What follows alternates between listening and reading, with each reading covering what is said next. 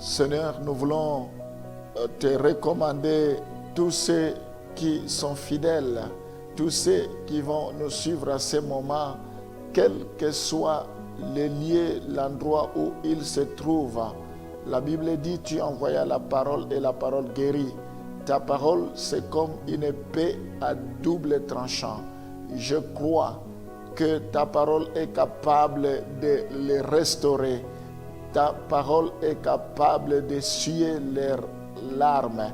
Ta parole est capable de les relever. Ta parole est capable d'opérer les miracles dans leur vie, de les guérir de toute maladie. Ta parole est capable de donner la forme. Oh Seigneur, tu te sers de ta parole pour nous diriger, pour nous guider.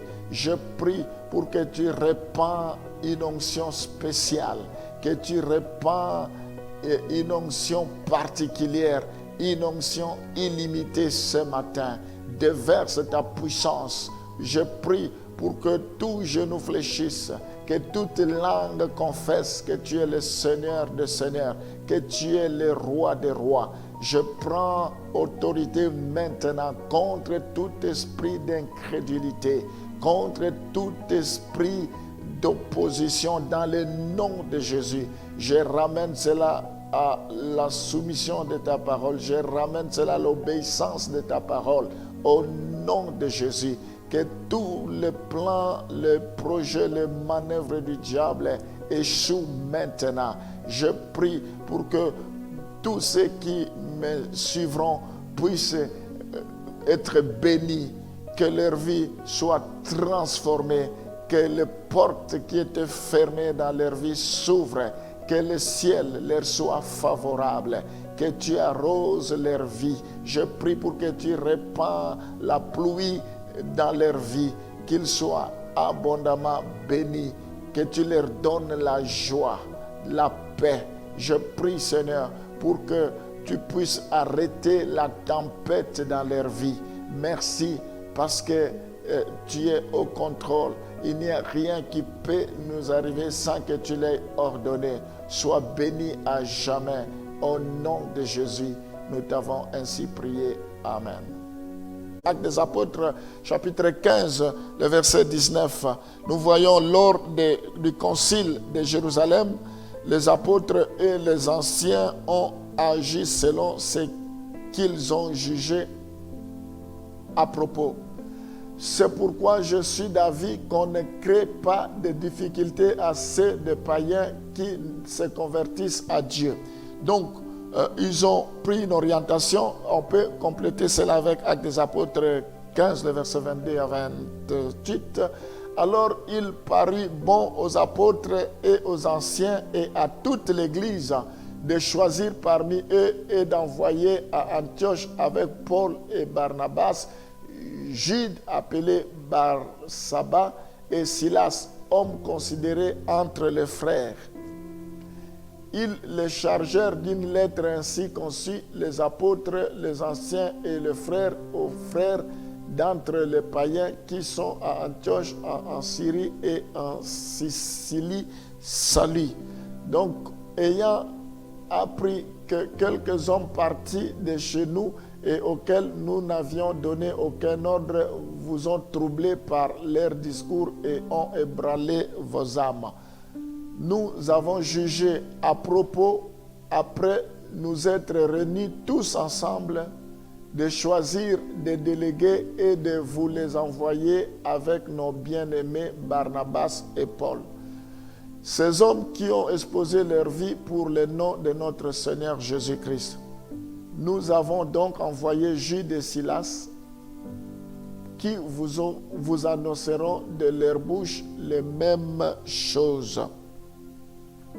Nous voyons, car il a paru bon au Saint-Esprit et à nous de ne vous imposer d'autres charges que ce qui est nécessaire. Nous voyons dans ce passage, il y avait une situation, les apôtres devraient agir. Nous devons avoir l'intuition, avoir le sens des responsabilités pour agir vite. Ils n'ont pas attendu longtemps, mais il y avait une nécessité, ils devraient agir. Donc, nous devons savoir agir, nous devons savoir prendre de bonnes décisions. Dieu est avec nous. Dieu nous conduira, il va approuver cela. Donc, des fois, les enfants de Dieu, au lieu de donner notre position, au lieu d'intervenir, nous passons beaucoup de temps à tourner autour de la peau, à prier, à chercher la volonté de Dieu. Je ne dis pas que prier, ce n'est pas une bonne chose. Au contraire, nous devons prier. La Bible dit prier sans cesse. Nous devons chercher la volonté de Dieu. Mais il y a des choses, il faut que nous puissions prendre la décision, que nous puissions prendre l'initiative, que nous puissions agir et Dieu approuvera. C'est ce que les apôtres ont fait. Et nous allons lire également notre texte dans 1 Corinthiens chapitre 16, les versets 3 à 4, est notre exemple pour que nous puissions comprendre. Et quand je serai venu, j'enverrai avec des lettres pour porter vos libéralités à Jérusalem, les personnes que vous aurez approuvées. Si la chose mérite que j'aille moi-même, elles feront le voyage avec moi. Nous voyons que Paul prend une décision. Paul se déplacera à Jérusalem si la chose le mérite.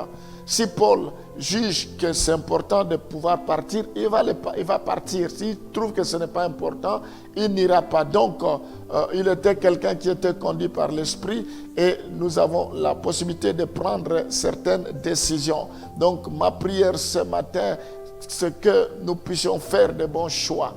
Nous sommes libres, mais nous ne devons pas faire de notre liberté le libertinage. La Bible dit tout m'est permis, mais tout n'est pas utile. Nous devons toujours chercher ce qui est agréable, ce qui est parfait. Nous devons chercher si notre décision va à l'encontre de la volonté de Dieu ou Dieu approuve notre décision. Je prie pour que le Seigneur puisse vous guider dans vos choix. Que le Seigneur puisse vous donner la paix dans vos choix. Que le Seigneur puisse vous orienter dans vos choix. Que vous ne puissiez pas vous tromper. Que vous ayez la conviction. Que vous ayez l'approbation de Dieu. Que vous ne puissiez pas vous reprocher. Que vous assumez vos décisions. Que cela va cela puisse accomplir la volonté de Dieu. Que le Seigneur se glorifie dans vos vies toutes les fois que vous prendrez la décision. Seigneur, aide chacun de tes enfants à pouvoir agir. Il y a des choses qui relèvent de notre compétence, décision, mais nous voulons que toi tu agisses alors que ça ne ressort pas de ta volonté. Comme les apôtres ont eu à prendre plusieurs décisions, notamment pour les choix des apôtres. Je prie pour que tes enfants aient la capacité de choisir et qu'ils fassent de bons choix. Au nom de Jésus, ma prière ce matin, que toutes les décisions, les choix que tu feras soient de bons choix, que tu ne regrettes pas, que cela t'apporte le bonheur et la grâce.